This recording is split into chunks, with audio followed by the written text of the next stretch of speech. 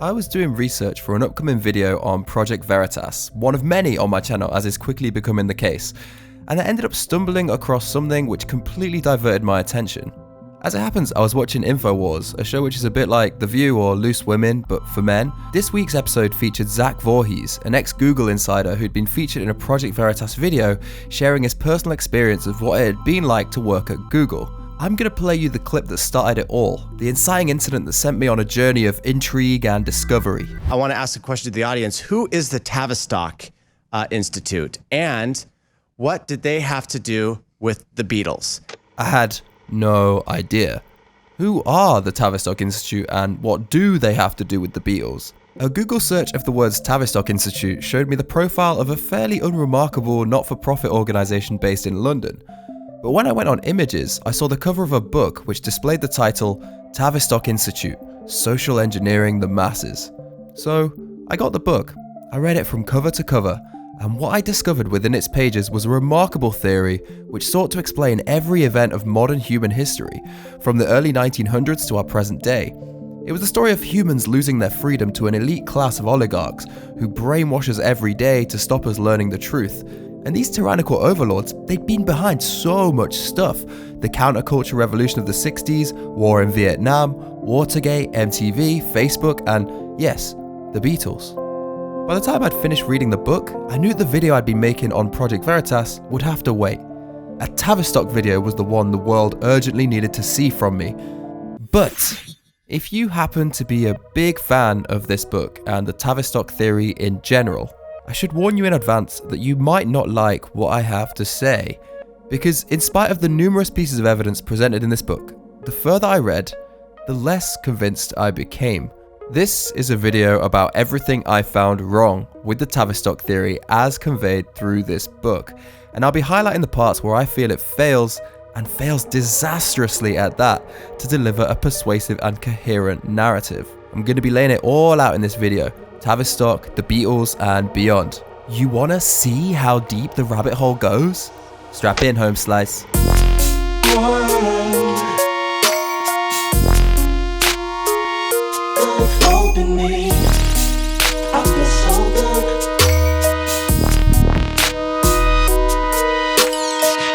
I will begin by telling the story of the Tavistock Institute in a somewhat dramatic reading. Since civilizations began, ordinary people have lived under the foot of tyrannical rulers, kings, emperors, the upper echelons of society. For many years, it was easy for tyrants to impose their will over the common folk through intimidation, but all that started to change around the turn of the 20th century. Literacy rates were up, industrialization had led to widespread prosperity, and a series of revolutions had led the people to realize that they possessed more power and knowledge than their oligarchical overlords. And the overlords knew that their days at the top of the pyramid were numbered. Tyranny by physical intimidation was no longer a viable option. They needed a new way to impose their agenda. Enter the Tavistock Institute, a group of sociopathic scientists who found each other in 1946 and would go on to unlock the secrets of the human brain. In lockstep with the oligarchical elite of the world, the leading scientists of Tavistock, all of them experts in brainwashing, infiltrated major social institutions and started to corrupt them with quack science and poisonous policies, eroding the sovereignty of nations and destroying the traditional family unit. All of our international policy moves, including the wars we fought and died in, were a direct result of their poisonous influence. But one thing proved difficult for Tavistock to corrupt. That was Judeo-Christian culture. The culture was powerful and impervious to attacks from their degeneracy. This is where a second villainous organization enters the picture, a group of radical intellectuals and academics from Germany called the Frankfurt School. While Tavistock applied mass brainwashing techniques from the top, the Frankfurt School would attack the culture of the West from the bottom, corrupting the minds of the young and feeble-minded with naive idealism, sexual perversion, and hedonism. The counterculture, drugs, and free love revolution of the 1960s was a direct result of Tavistock and the Frankfurt School working together. What may have seemed like a spontaneous moment of rebellion amongst America's youth had in fact been meticulously organized by the global elite. The Beatles, Pink Floyd, and the Grateful Dead were all paid CIA stooges. The proliferation of LSD in America was orchestrated by the CIA to cause everyone to lose their grip on reality. The counterculture movement fomented the rise of the New Left, a movement hell-bent on destroying society from within. Over the next 50 years, the Tavistock Institute would pull the strings behind the media, newspapers, radio, TV shows, infantilizing Western viewers and putting them in a constant state of fear and disorientation so that they would allow every last one of their freedoms to be stripped from them. Everything you've ever watched or read has been purposefully crafted to hypnotize you into becoming a slave. The characters you see in kids' TV shows, the symbols you see in pop music videos, all of it is a fabricated reality orchestrated by the elites. After half a century of mass brainwashing and social engineering, the results of the Tavistock Institute's influence on Western society are clear as day. We are divided. Our Judeo-Christian values are no more, and we are weak, servile, and easy to subjugate to whatever cruel and unusual treatment our tyrannical overlords deem appropriate for us. Of course, a psychological operation of this scale leaves a paper trail. There are scientific papers, conference notes, and witnesses who can attest to the truth of what's really going on. But Tavistock and our tyrannical overlords are unconcerned about this. After all, their brainwashing campaign has been so successful that nobody amongst the subservient masses of the world will ever be smart enough to connect the dots. But the Tavistock Institute forgot about one thing. Daniel Estulin. Daniel Estulin is a dangerous man to the status quo. Author, broadcaster, investigative journalist, teller of hard truths. In the late 2000s, he pieced together what was going on behind the scenes at Tavistock and made it his life's work to get the truth out there to everyone who he could reach. It's thanks to Daniel Estulin that we have this book, which summarizes much of what is known about the Tavistock theory, delivered in a style which isn't too difficult for the average reader to engage with. The reason why I think Tavistock is the mother of all conspiracy theories is that it seems to be a chimera which amalgamates the threads of every other conspiracy theory I've ever heard about. There are aspects of the Illuminati, the idea that there's an elite group which has all this power, the belief that everything that happens within the world is an inside job. There's a deep suspicion of modern scientists, cultural Marxism via the Frankfurt Boys, a fair bit of evangelism bemoaning satanic influences within our society, and there's also a fair bit of the occult in here, talking about demonic symbols and stuff like that. So this book really does throw everything wide open and reveals every conspiracy theory to be part of a larger, more comprehensive and overarching conspiracy theory. So, that's an explanation of what the Tavistock theory is. The rest of the video will be an explanation of why it's all bullshit. The first thing I noticed as I was reading this book was that Daniel Estulin has a very particular writing style which you don't often see in published books. In fact, I've never seen anyone write like this. He would often quote very long blocks of text, letting the quotations take up whole runs of pages at a time. And as a reader, this makes you feel like you're being told a story by like 10 different narrative voices. To give you an idea of what I mean, take a look at this section. It starts with Estulin introducing someone else's book, then we have 4 pages where we're just hearing from that author. The next little bit, Estulin chips in a paragraph, and then we're back to the same author. Next page, that same author's narrative continues. Next page, no input from Estulin at all, but 5 whole pages of the same quoted author's text, and then Estulin shows up here to write a sentence introducing his next author friend. Then we go into that next author's narrative through to the other side of the spread. In my view, it would have been better for Daniel to simply reference those texts and reformulate the information in his own way. There are 2 very good reasons for doing this. Firstly, it would make the text more cohesive and give the reader a smoother experience as they're going through. But secondly, and I think this is far more important, if Daniel underwent the process of reformulating the arguments of other authors in his own words, it would have forced him to engage more critically with what they were actually saying. Estulin's repurposing of massive passages of text suggests he might not be applying himself in a critical way, and as we're going to see throughout this review, this will bite him in the ass time and time again. Moreover, what became evident to me halfway through reading the book was that Daniel's copy and paste approach to writing was actually indicative of a far worse problem. At one point, he was talking about astrology, and I ended up doing a quick search on the words he'd used and landed on this blog published in 2003, so a good 12 years before Daniel released this book. And to my bamboozlement, I found that the passages in Daniel's book had been copied verbatim from this blog.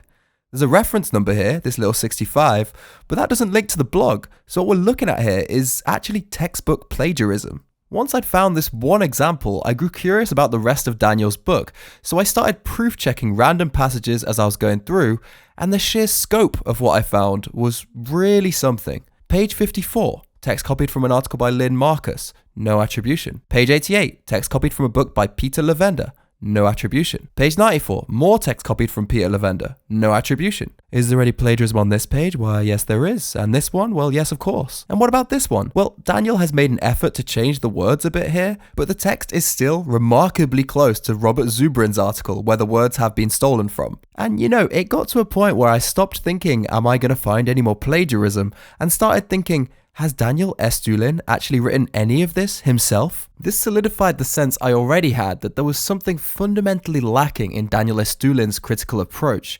If you're just copying and pasting other people's work, you're not doing any interrogation of the accuracy of their claims, and you're potentially lazily passing on second-hand misinformation to your readers. And straight off the bat, I can give you two quick examples of this very thing. In one section, Daniel writes about how an educational project called the Columbus Center is a Tavistock Front organization and how it's involved in all these dubious activities. But the thing is, the Columbus Center initiative was disbanded in 1980. So why is Daniel talking about it in the present tense? Well, it's because he's plagiarized the text of an article published in 1974, and 50 years have passed by since then, so the information is outdated and irrelevant. In another section, Daniel writes out this quote by Freud.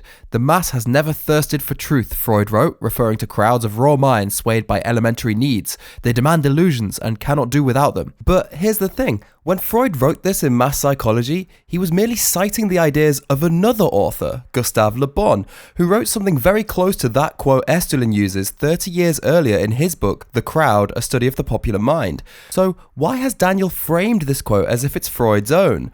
Well, it's because he plagiarized the text from this article written in 1990, which itself incorrectly attributed the quote, and Daniel just trusted their information without reading any of the original source text they were actually referring to. Now, I realize that these criticisms of Daniel's approach to writing are, in and of themselves, not a critique of the Tavistock theory. After all, even if the book is heavily plagiarized, the articles which Daniel is borrowing from might have substantive information to support the whole Tavistock thing being true. However, this does show us at a very early stage the sheer lack of intellectual rigor shown by the guy who wrote the theory's most prominent book. At a certain point, I got pretty good at identifying the bits Daniel had written himself, because his style of writing is really distinctive and consists of putting these furious questions to the reader, like he's grilling them in an interrogation room. Like, in this one section, he thinks he can see satanic symbols in Rihanna's music videos, and he's like, or is it Baphomet's head? Are we hallucinating? Is it trick photography? And if it isn't, then what's it doing there? In another section, he's talking about subconscious messages being placed in TV programs. Why is it being done?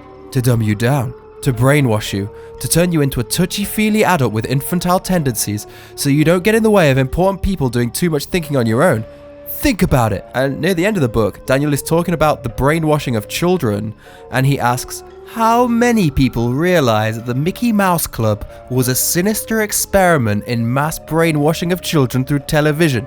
How many people realize that while they were giving their Mouseketeer salute, they were actually being fed a new pagan-like religion and its newly installed god, the mouse? Mickey Mouse and Hitler, can you see a parallel? Do you see? Do you see? A final thing which I wanted to mention before we dive into our critique of the theory is the references in this book. There are 394 overall, but the vast majority of those link to publications such as Executive Intelligence Review, The Campaigner, and The New Federalist, which are all owned by the recently deceased Lyndon LaRouche. LaRouche was a well-known polemicist in the late 1900s with a whole cadre of followers known as the LaRouche movement. And although as far as I can tell, they always had a reputation for engaging in conspiracy theories, they came close to gaining real political power in America on a few occasions, with several of LaRouche's followers winning primaries in state elections in the 80s, and Lyndon himself receiving 5% of the nationwide vote for the American presidency in 1996. This video is not about the LaRouche movement, but it's interesting to know that by engaging with Daniel Estulin's Tavistock book, we're mostly going to be responding to claims which were made by the men, women, and children of the LaRouche movement over 20 years ago. Let's start by talking about characterization.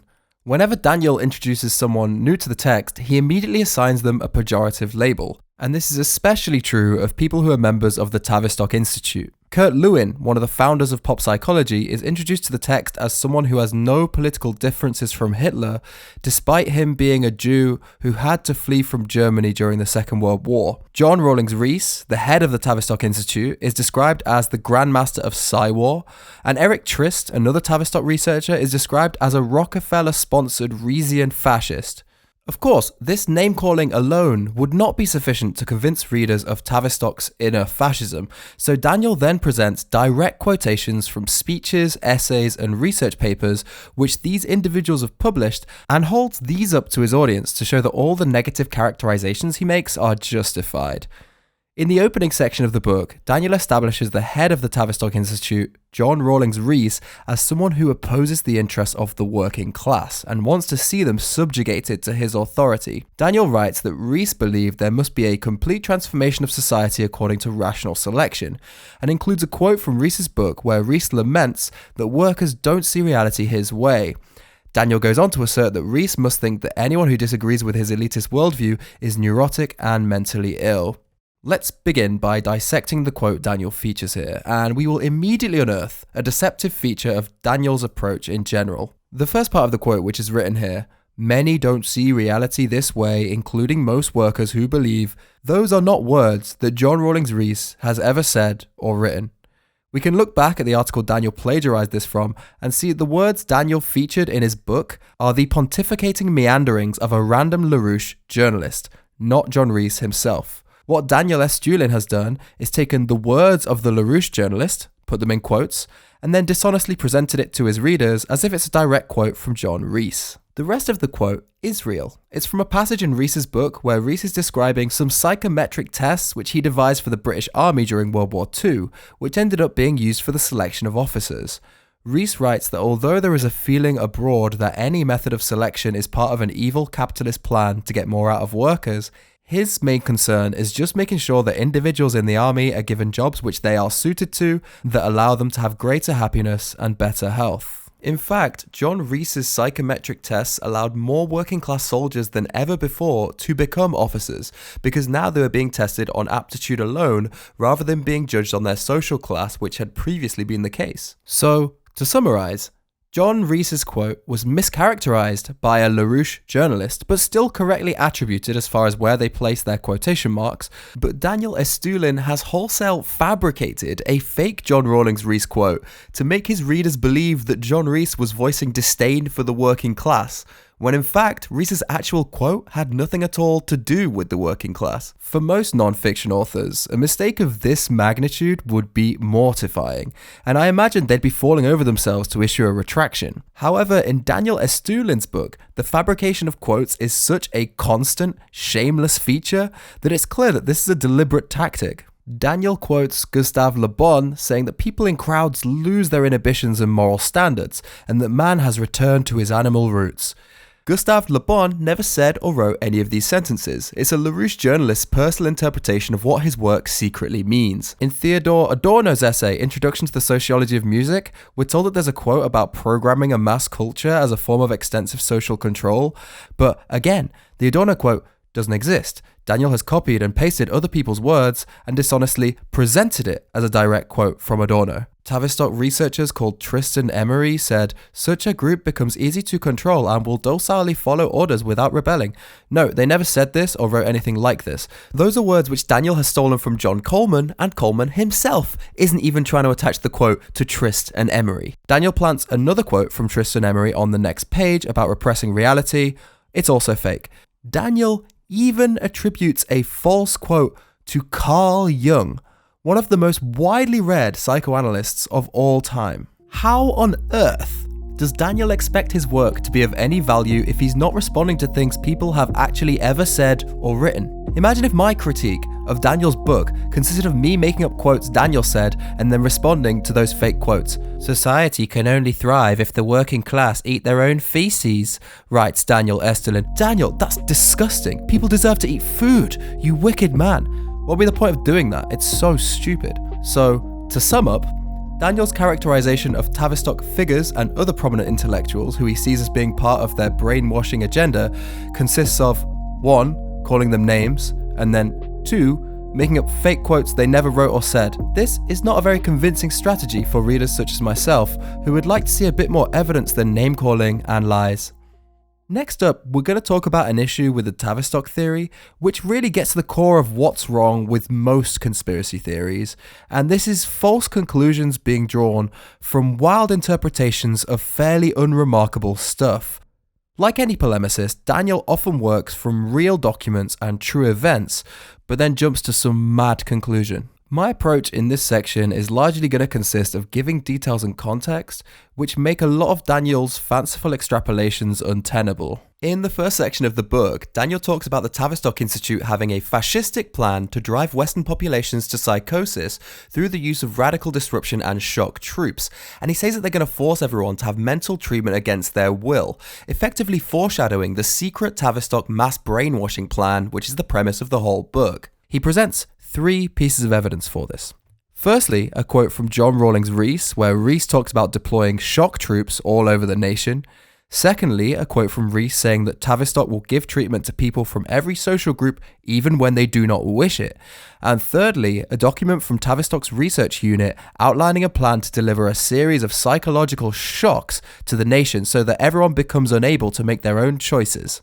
Let's go through these one by one. Firstly, quote-unquote shock troops are a real thing that John Rees referred to in his book, The Shaping of Psychiatry by War. Reading this now in the modern era, I can see why, to people like Daniel, that term would sound suspicious. However, from reading other historical sources, what becomes clear is that Tavistock's main role in the war was treating shell shock victims, soldiers who'd been exposed to bombardments on the front lines for prolonged periods of time. After the war, these shell-shocked soldiers went back to their homes all over the country, and thus it was necessary for Tavistock to deploy shock troops all over the nation to treat them. Next, let's talk about the quote Daniel uses where Rees wants to treat people even when they do not wish it. If you read Rees's book, you see that this quote has been taken dramatically out of context. Rees is specifically talking about mentally ill patients who need urgent psychiatric care. If you've had a family or friend who's been through a psychotic episode, then you'll understand that when people are in this state, they usually don't want to be treated, but leaving them untreated means they might hurt themselves or someone else, thus the need to give them treatment even when they do not wish it. John Rees specifies in the very next sentence from the one that Daniel has put in his book that his statement concerns psychotic and defective persons. Finally, regarding the document Daniel refers to, which outlines a plan to deliver psychological shocks to the nation, this information has come from a book by John Coleman. And in that book, Coleman says, "That is Tavistock jargon lifted straight from Tavistock manuals, which they don't know I have." So unfortunately, I can't check those documents because Coleman does not appear to have uploaded them anywhere on the internet, meaning that, to the best of my research, he remains the only person to have seen them. The next pillar of Daniel Estulin's evidence against Tavistock is their 1948 International Mental Health Conference, where Tavistock specifically outlined a sinister plan to create a new world order. Daniel points his readers towards a speech that John Rawlings Rees gave to open the conference, authored by 2 other Tavistock members called Mead and Fremont Smith. Daniel pulls out this quote where Rees talks about his desire to create healthy personalities for a healthy society and asserts that the concept of mental health is coextensive with world order and world community. What Daniel infers from this is that Tavistock are openly declaring their plan to take over and impose a new world order. But a slightly longer quote from the same speech shows the term world order is not used here in the sense of a new ruling system, but rather in the sense of a world with order rather than chaos, a world not at war. The sciences of man offer the hope of a new approach to the problem of war and a world community. It is the ultimate goal of mental health to help men live with their fellows in one world. The world community that must be developed so that men can live together in peace with each other. Next, Daniel says that part of Rees's speech is a plan to set up a system of community mental health clinics where psychiatrists will forcibly deliver therapy to large population groups. But although it looks like Daniel is quoting John Rees directly here, this is just another example of Daniel copying and pasting the writing of a LaRouche journalist who is guessing at the secret hidden meanings behind Rees's speech without grounding their text in anything Rees actually said. After all that, we get to some evidence which is more compelling. Daniel raises that Tavistock stressed the need of placing psychiatrists in key positions and infiltrating social institutions. This actually does map onto something that happened in real life. Here, I have Rees's Strategic Planning for Mental Health speech, delivered at a mental hygiene conference in 1940. I've seen this being used on the internet as a red pill for people who are new to the Tavistock theory, and I can see why it's persuasive. In this speech, Rees specifically talks about the need to infiltrate social organizations and says that Tavistock has already had great success doing this in schools and the church. That sounds awfully shady. What does that mean? Well, the mental hygiene movement, which Tavistock was part of, substantially altered prevalent ways of thinking about mental health in education and church groups in the early 20th century. The way that the mental hygiene movement infiltrated schools and churches was by distributing 98,000 books and pamphlets about the importance of mental health. They also gave frequent lectures and seminars and sponsored summer training courses for teachers. When Rees said that his organization had successfully infiltrated schools and churches, their teacher training and pamphlet campaign was what he was talking about. Tavistock's campaign encouraged teachers to be less harsh and authoritarian, urged them to be more attentive to the emotional well-being of children in their classes, and also to be aware of their own mental well-being as teachers and not take their problems out on the children they taught. Is this what the imposition of fascism looks like? Making teachers be nicer to kids? Because I think many people would agree that slapping kids across the face to make them learn harder wasn't our best idea. Now let's move on to Daniel's claims about the CIA and FBI. The first claim to be addressed is the notion that the FBI was paying rock and roll groups such as the Grateful Dead. Daniel references an FBI internal memo from 1968 describing how the Grateful Dead were being used as an avenue to channel young people into drugs and mysticism instead of politics. Obviously, I was intrigued to see this memo, but to my disappointment, Daniel didn't link to it. Instead, he links the reader to a book by Jim Keith called Mind Control, World Control. So we open up Jim Keith's book to see where he got this information from, and we see that Jim Keith links to another book by Carol White called The New Dark Ages Conspiracy. So we open up Carol White's book, and to our increasing disappointment, we find that although it mentions the Grateful Dead and Jerry Garcia, the band's frontman, there is absolutely no mention of that 1968 FBI memo in here. Through doing my own search, I did find the Grateful Dead mentioned in FBI documents, but the documents in question came from the Narcotics and Dangerous Drugs Unit and label the Grateful Dead as a possible drug smuggling operation, and they also state, it would appear that this is a rock group of some sort, which seems odd coming from the people who supposedly put them up to do this whole music thing. On the subject of the Beatles, one of Daniel Estulin's reliable sources, John Coleman, states that Frankfurt School academic Theodore Adorno, who was 60 years of age when the Beatles rose to prominence, wrote all of the Beatles' music and lyrics. Now this is a claim which is extraordinary, because writing the Beatles' music wouldn't even be like writing the music of most other bands. We're talking about a discography that spans 12 conceptually and sonically distinct studio albums using pioneering production methods, one of which was released after Theodore Adorno was dead. And not only that, within each album, we have the distinct songwriting styles of Paul McCartney, John Lennon, George Harrison and Ringo Starr, with each member of the band having different stylistic tendencies. Whilst I cannot refute the claim that Frankfurt School member Theodore Adorno wrote all of the Beatles' music, I feel like the onus really needs to be on the person making this claim to provide sufficiently compelling evidence for it rather than me searching around for the opposite.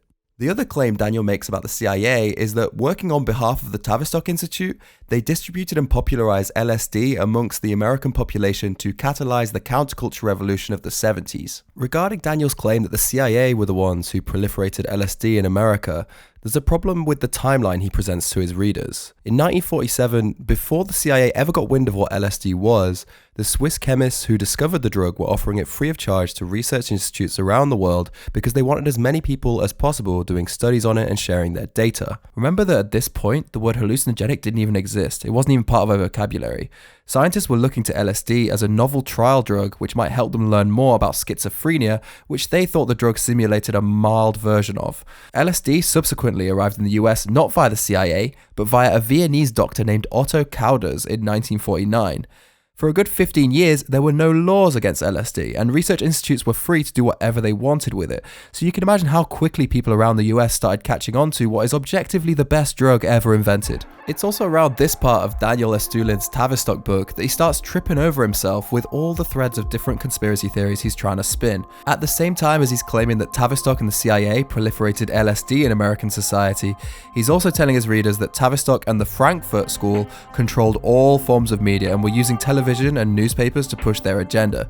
The problem with these two conspiracy theories butting heads is that it doesn't make sense with the patterns which we can observe in the media of the 1960s. Looking through old articles from the New York Times, you can see a sustained fear-mongering campaign to get LSD banned, with every LSD incident that occurred being purposefully and systematically amplified to put another nail in the coffin of the hippies who were frequent LSD users. So if we're to grant the premises of the things Daniel has claimed, then the Tavistock Institute were both trying to proliferate LSD around the country via the CIA and at the same time pushing for it to be banned via the media. That's bad project management skills. There are other timeline issues in this book. Daniel claims the interpretive survey methodology of public opinion polls was invented by the Frankfurt School as a method of public brainwashing. But we've been publishing public opinion polls since 1902, when the members of the Frankfurt School were all small children. Daniel claims that Kurt Lewin worked closely with the US government on Project MKUltra during the Cold War, but Kurt Lewin died in February 1947 before the Cold War begun and 6 years before Operation MKUltra was given the go-ahead. The final misrepresentation, which I'll cover in this section, but by no means the final one in the book, is Daniel's assertion that Tavistock are anti-science and don't want humanity to progress and make scientific discoveries. In order to substantiate this, Daniel highlights a quote from a report published in 1972 by an NGO called the Club of Rome, which says this: "In search for a new enemy to unite us, we came up with the idea that pollution, the threat of global warming, water shortages, famine, and the like would fit the bill. The real enemy, then, is humanity itself." The inference that Daniel makes from this quote is that the problems of global warming, water shortages, and famine have all been made up by the Tavistock Institute and the global elite to stop humanity from industrializing and progressing. However, Daniel's conclusion is undermined by other things written in the very same report he's citing to make this point. The report doesn't mince its words in stating that the exploitation of nature is destroying our planet. The reason why the report decides to theorize environmental problems as a common enemy of humanity is because, as it explains, humanity has never lived without enemies, and usually those enemies have been rival nations. The report argues that it would be far better to make enemies out of problems that threaten the whole human race, such as pollution, water shortage, unemployment, etc., than making enemies out of rival nations. Also, I find it funny how Daniel writes that by citing this one quote from a 160-page report, he's managed to break through the Babylonian verbal confusion of the report's authors, making the reader feel as though he's undergone some rigorous, scholarly analysis of the report's contents, rather than the, in my opinion, far more likely tale that Daniel saw this quote on the internet on one of the many blogs published before his book came out and didn't ever bother to see what else the Club of Rome report had to say. In a last-ditch attempt to prove that Tavistock are against humans progressing in science, Daniel makes a laughably stupid and easily disprovable claim towards the end of his book, which we must talk about because it's so funny. Daniel writes that astronauts went to space in the 1960s, and this made ordinary people in America really interested in becoming scientists. And because Tavistock are so elitist and they really hate the masses educating themselves, Tavistock published an article in their journal Human Relations in Alarm saying, "Stop becoming scientists, everyone. There will soon be 2 scientists for every man, woman and dog in the society." So the first question you should be asking yourself here is, has Daniel accurately characterized this quote? And the answer is no. The quote is taken from this text, which merely summarizes that the number of scientists has been growing exponentially over the past 250 years, but such exponential growth cannot physically continue because it would literally be impossible. It would be impossible for the number of scientists to outnumber the number of men, women, children, and dogs. That cannot physically happen, so any models predicting that growth to continue are wrong. The text is in no way, shape, or form trying to discourage people from becoming scientists. In fact, it says that having a bigger number of scientists working on the same stuff is actually a good thing, as it means that there's a natural self-checking process to all the research being done. But what pushes this into the absurd is the fact that this text is not from Tavistock's journal, Human Relations. This is from a book called Little Science, Big Science by Derek J. de Sola Price. And Sola Price has nothing to do with the Tavistock Institute. He's just a historian of science writing about contemporary trends. So, to recap what happened here, Daniel took a quote from a random author discussing the rising number of scientists in Western society and used that to conclude that Tavistock, people who had nothing to do with this text or this quote, must be angry at the number of people educating themselves and wanting to go to space. And you know, the saddest thing about this is that Daniel is probably not even aware of how dumb this all is. This all happened because Daniel read a LaRouche article from 2007 by Marsha Freeman, which told the same lie, and Daniel, trusting Marsha without checking her sources, thought, well, that sounds perfect for my book, I'll plagiarize that. And bless him, he's now inadvertently put his name to one of the stupidest claims in published literature. What I've been trying to get across in this section is that Daniel's theories about key events in the history of the Tavistock Institute are very poorly thought through and do not stand up to scrutiny. Their believability hinges on readers being completely oblivious to the history of events Daniel is describing, and additionally, the sheer amount of conspiracy theories Daniel frantically reaches for over the course of his book ultimately end up undermining his central points, because they can't logically all be true at the same time. One thing which occurred to me as I was reading Daniel Estulin's book is that the social scientists who work for the Tavistock Institute are not the first people I'd have picked to center my conspiracy theory around. Conspiracy theories rely on there being enough unexplained gaps and mystery surrounding people that you can throw some shit at them and no one can know for sure whether you're wrong. The founders of the Tavistock Institute and the Frankfurt School, on the other hand, were very prominent academics in their time who published countless papers and books and were known by pretty much everyone in their field. So if you were to make odd claims about them, and in particular their academic research, anyone with the internet could go and look at their published stuff and instantly know how out of your depth you are. In particular, if I was Daniel Estulin, i.e. someone who doesn't read source materials, I would stay well away from making any claims about research done by the Tavistock Institute or essays published by the Frankfurt School, because I'd be so worried about embarrassing myself and looking like an idiot. But, as it turns out, Daniel is a man with cojones which are inversely proportional to the size of his ability as a journalist, and he not only boldly makes claims about research he hasn't read, but he does it in almost every section of the book. Let's start with Daniel's thoughts on Kurt Lewin. Lewin was the first to realise through close observation of his tested cadres that the imposition of fascist-like forms of small group organisation and corporatist structural reforms could induce fascist ideology in a subject population. And now we can go and look for ourselves at some of these fascist experiments that Lewin conducted. On one occasion, Kurt Lewin got his students to fill out questions on an exam paper and then ask them which questions they could recall the best, and he found out that they could recall the ones which were difficult more than the ones which were easy. Fuck, that's so fascistic. In another experiment, Kurt Lewin got students to throw hoops over pegs on the ground and asked them how many out of 10 they thought they could get. When the task was done, he got them to predict if they could increase their score. What a psychopath. How did he get away with it without getting reported to the police? So, irony done, all of Kurt Lewin's research is published. He was doing basic bitch, boring social psychology experiments. Daniel is not just incorrect, he's absolutely lost, and it shows. But, you might say, what about Kurt Lewin's theories? After all, that is what Lewin is better known for. Maybe that's where the secret fascism is. And this is where we can tag in the LaRouche journalist who Daniel plagiarized from. In their piece, they write, a large number of influential people at the top policy level were trained in Dr. Lewin's theory of topological psychology, which is, to this day, the world's most advanced method of behavior modification, brackets, brainwashing. So, the world's most advanced method of brainwashing is Lewin's theory of topological psychology, which handily he published in a public book in 1936 for the whole world to read. Let's open up a review of the book and see how scientists reacted to this revelation at the time. This is what they wrote. It is the conclusion of this reviewer that topological psychology is not yet even the hope of a science. Kurt Lewin's theory of topological psychology is not the world's most advanced method of brainwashing.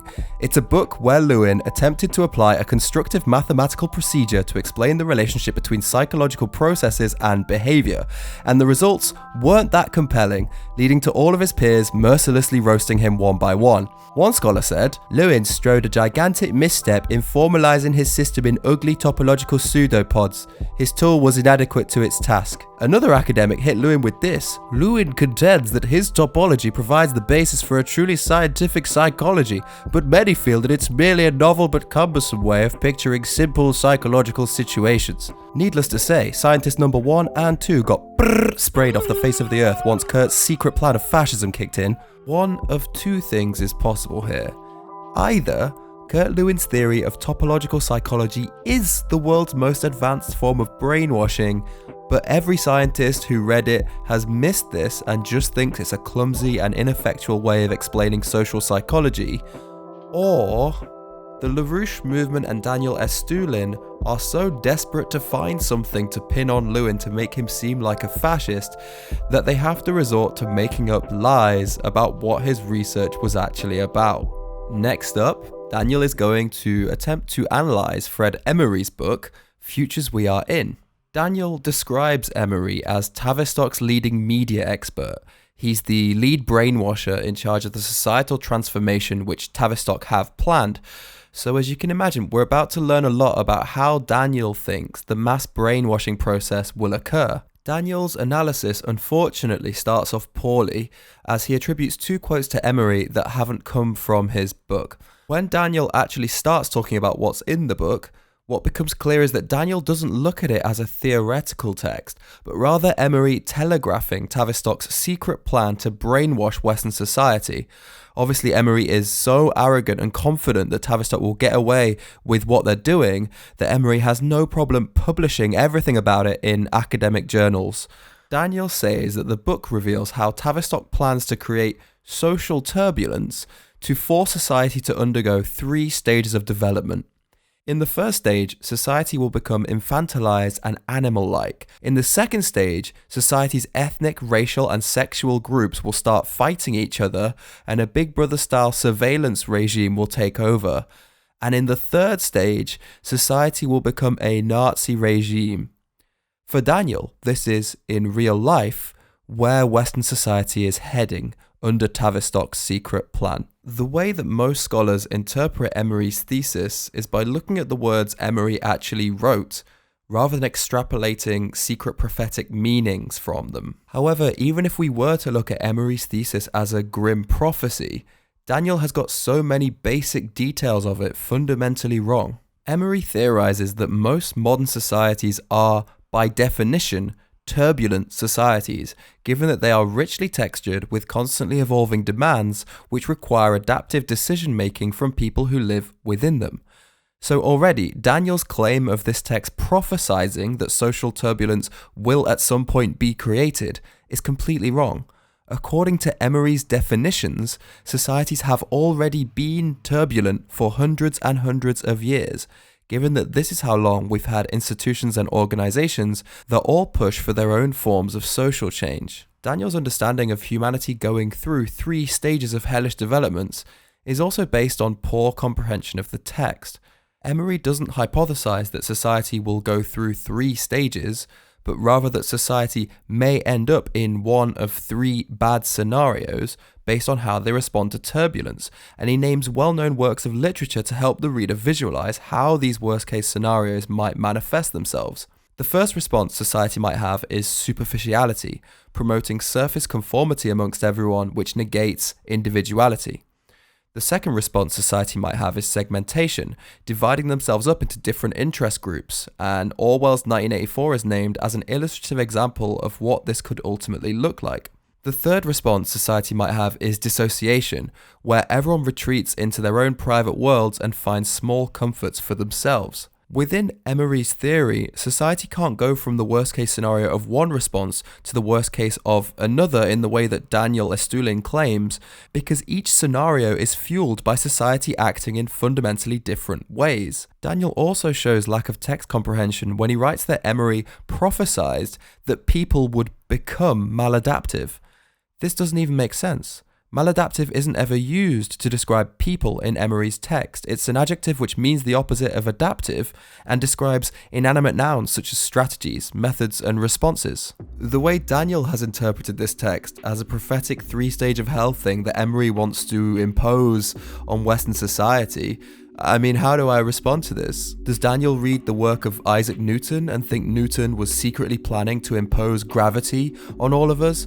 No, he was making a theory about something which he believed was already there. You could apply Daniel's weird interpretation method to any literary text. Midsummer Night's Dream could be Shakespeare revealing his secret plan to knock everyone out with sleep magic so we wake up and fall in love with each other's partners.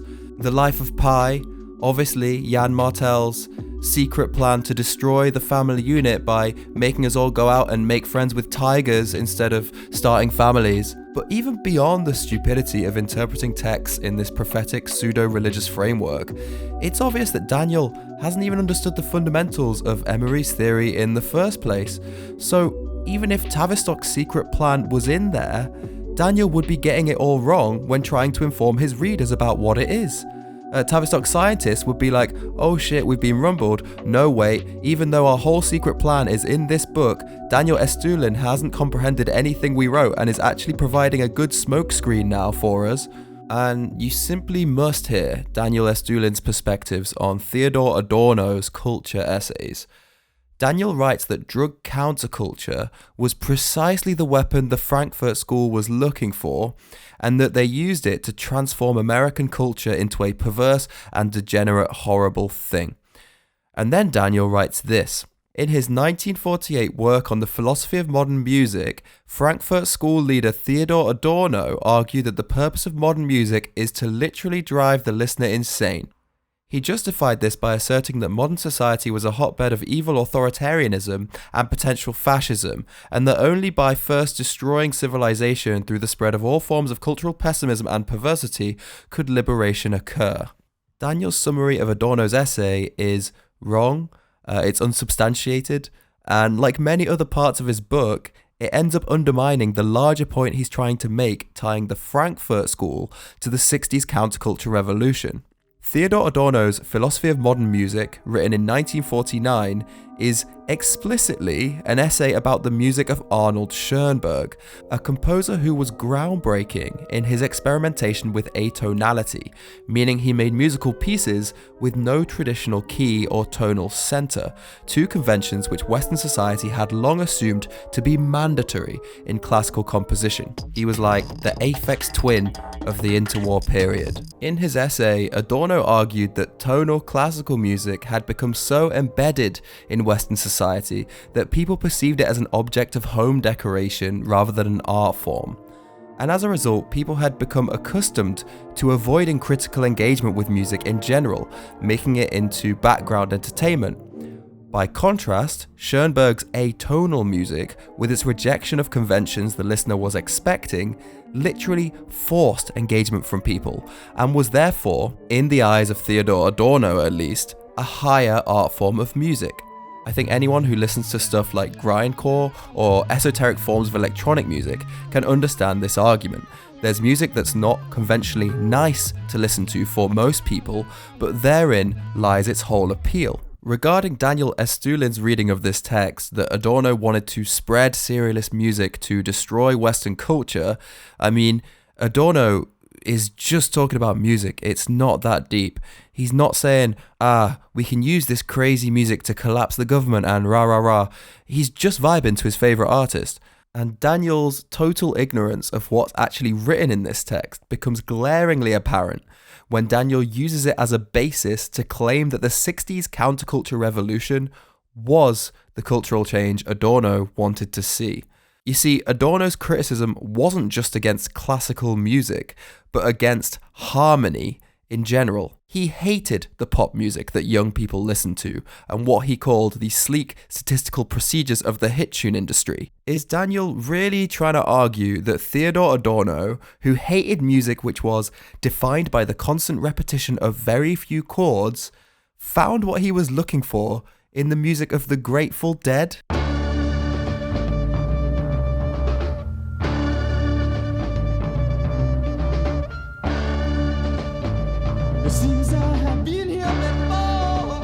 If you put together everything that Adorno said he hated about music in his essay, the fact that it's mass-produced, the fact that listeners aren't critically engaged, the fact that the harmonies and chords are so mind-numbingly simple and repetitive, all those things could have been specifically written about the counterculture music of the 60s. If you want to force a link between the Frankfurt School and the 60s counterculture revolution, don't do it on the basis of Adorno's taste in music, you fool. That's just about the stupidest, most self-defeating argument you could have made. Undeterred by his lack of comprehension skills, Daniel dives headfirst into another critique of Adorno's scholarship, and this time he misses even harder. Daniel explains to his readers that Adorno wrote that he could use television to make people retarded. Well, we know you can do it with a book. Daniel also writes that Adorno said television was a medium of undreamed of psychological control, and that creative sissies would find a very important place in Western society. These extrapolations originate from, although in no way accurately reflect, Adorno's essay, Television and the Patterns of Mass Culture. First of all, there's 2 quotes down here, which Daniel has fabricated. There's no talk of brainwashing in Adorno's essay. That's a LaRouche journalist guessing at his hidden meaning again.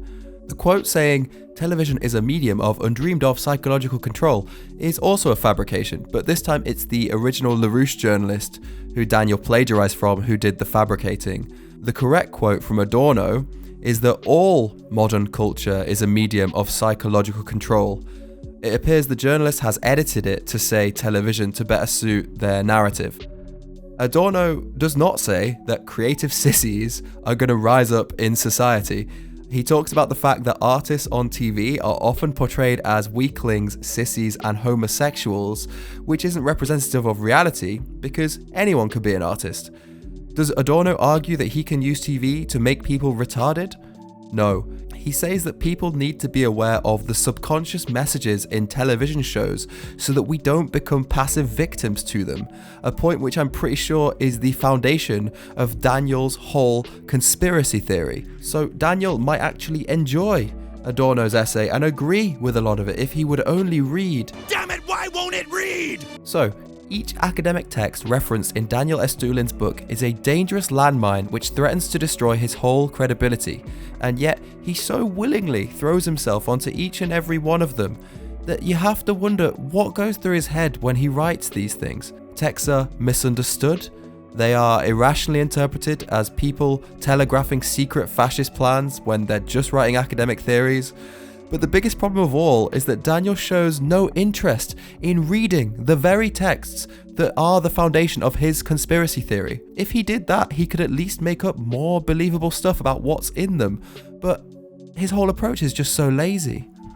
Before we finish up, there's a final underpinning argument I want to deal with. Although Daniel's writing style revolves mostly around sequentially jumping from one piece of evidence to the next and angrily demanding questions of his audience, there is one argument that Daniel frequently returns to, and this is the mantra that humans need to depart from the path we're going down and get back to real rationality and science. But what's confusing all the way through Daniel's book is that almost no precision is given over what quote-unquote real science should be.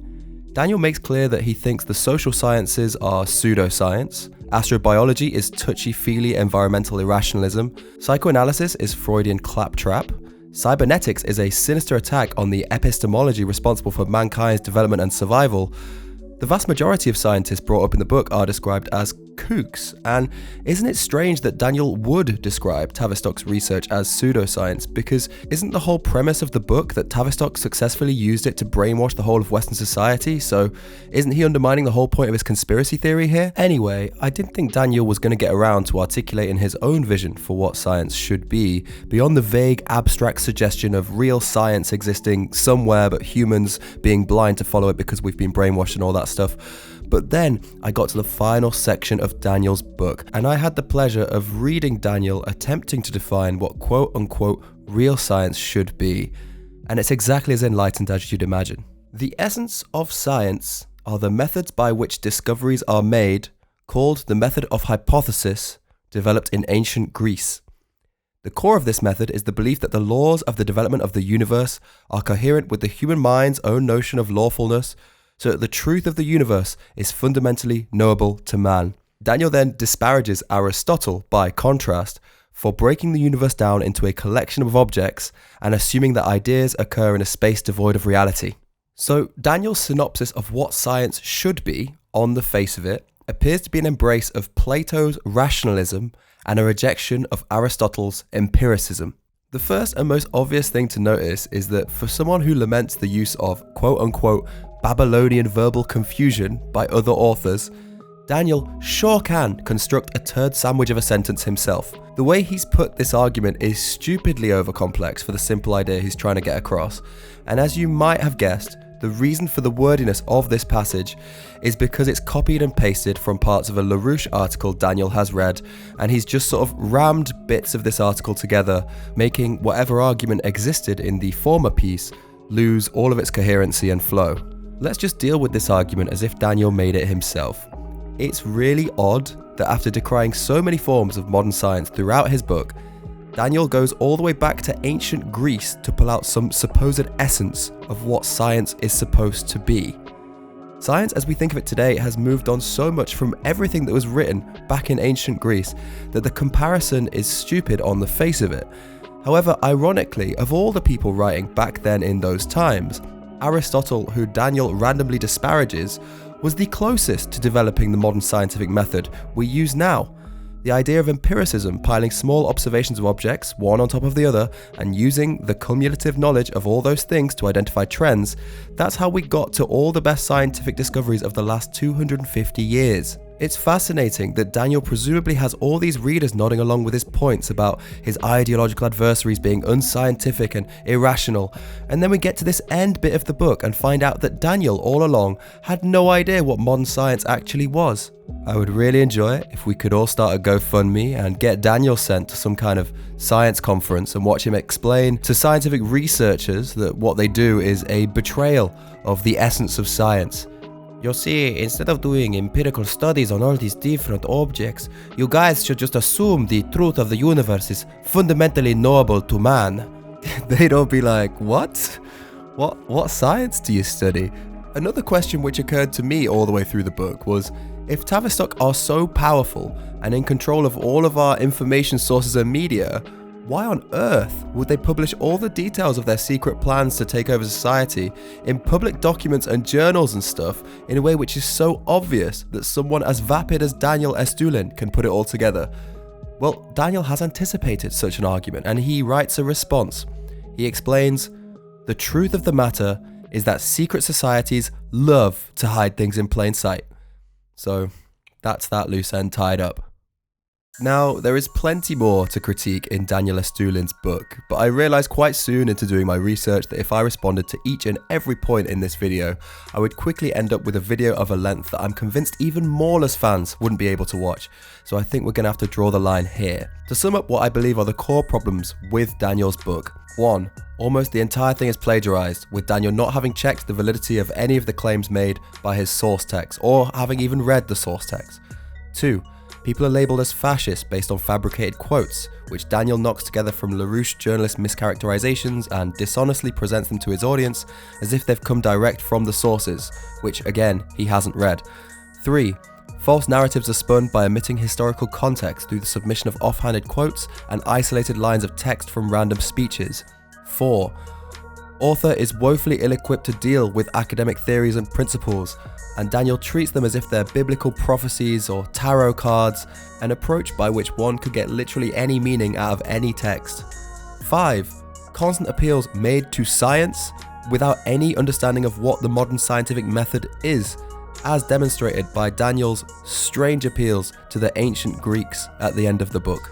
In spite of these problems, which I do think are serious enough to shoot some big holes in the Tavistock conspiracy theory for any rational thinker, there's a particular reason why I've titled my video A Critique rather than Tavistock Theory Debunked. And the reason is, I'm doubtful that you ever really can debunk conspiracy theories like this one. However many explanations can be offered to demystify the evidence which is presented so mysteriously, without context and without even the most basic knowledge of surrounding issues in the book, the art of the conspiracy theorist lies in always finding a next quote, event or phenomenon, which the skeptic must further explain. Even if the skeptic manages to shoot through 100 of the conspiracy theorist pieces of evidence, the theorist can stand atop his turd of a book and still declare that the fact the skeptic is trying to obliterate his turd is further evidence of the righteousness of said turd. There is actually a brilliant defense that Tavistock conspiracy theorists can clap back at this video with, and that is to decry Daniel Daniel Estulin as a random fool whose book is in no way representative of their Tavistock movement. You know, the Tavistock theory is real, but the way Daniel presented it is very stupid, and the real evidence can only be found elsewhere. To which I would say, okay, get writing a new book that has the good stuff in it, guys. As for Daniel Estulin, the best defense which he could clap back at me with would be to say that he didn't actually write this book. It was planted on Amazon and various distribution platforms by the Tavistock Institute in an attempt to publicly humiliate him by attaching his name to a series of incompetent, moronic rantings. Because let me tell you, buddy, they really did pull a number on you with this one. Without a doubt, the most unrelenting 215 pages of stupidity I have ever read. The fact that you plagiarized the whole thing and it still came out sounding like something my 12-year-old nephew would write is astonishing.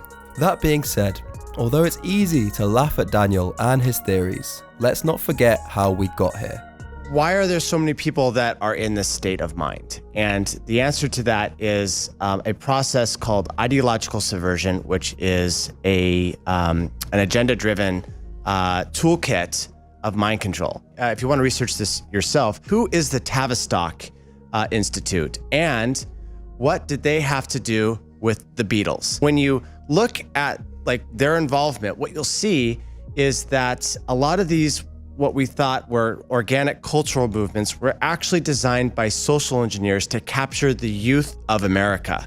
And what they had was a long multi-generational plan to change the perception of reality for the citizens of America. Zach Voorhees used to work at Google.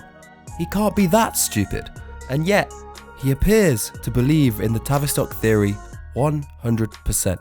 And there are many more people like him. Look at some of these reviews on Amazon. The Tavistock Institute is not beneficial to Western societies. Rather, it seeks to rot mainly white and mainly Christian Western countries from within. What next, you may ask? Acceptance of incest, pedophilia, and sex with animals, making the acronym LGBTIPA? Stop them before it gets this far. Start by reading this excellent book. Another one of a slightly different tone. I've only just started reading this book on my phone. It is outstanding. I can't put it down. Many interesting facts that you wouldn't know from the mainstream media. On Daniel's Twitter feed, you can find a supporter asking him this question. Is there any way out of society's intellectual and moral decline? We are living in a time when presenting data and evidence offends people. And this is the really mad thing to me, is that these people do believe they're dealing in hard data and evidence, and that Daniel is the only one brave enough to present it. You know, there's a quote which people like to use whenever they're called upon to defend their conspiratorial beliefs which lie outside of the Overton window, and it's this: do your own research, make up your own mind. And what occurred to me whilst making this video was a big realization of how moronic the process of doing one's own research can become if left in the hands of certain people. They fabricate quotes, they read isolated text passages on blogs without reading any of the original source materials, they interpret academic theories as demonic scriptures prophesizing the fall of civilization. And you know what? There's an endless stream of blogs and web pages which exist purely to reinforce this dumb process and provide an echo chamber for those who are gullible enough to fall for the simplistic worldview they present. Passages from Daniel Estulin's Tavistock book now constitute a fairly important part of these echo chambers online. And in this realm, a man who has never read any primary source materials and who is completely scientifically illiterate can come to be seen as one of the most well-read and knowledgeable people around. From my own personal experience, I found that the people who scream the loudest about disinformation and dishonesty are usually the ones who most frequently end up running into the arms of polemicists like Daniel Estulin. And you know what? That really defeats the whole point. You're not doing your own research by blindly accepting the prescriptions of a random blogger. You're just replacing the mainstream media with an even more dishonest vessel of misinformation. And so, while I will accept the legitimacy of the mantra, do your own research, make up your own mind, I will end this video by pointing out that there's a vital appendage which I think the slogan is missing. The new mantra which I think we all need to embrace is: do your own research, make up your own mind, but don't be fucking stupid. Yo, come on, bro. Don't get on this stuff. Hey, yo. Chill out.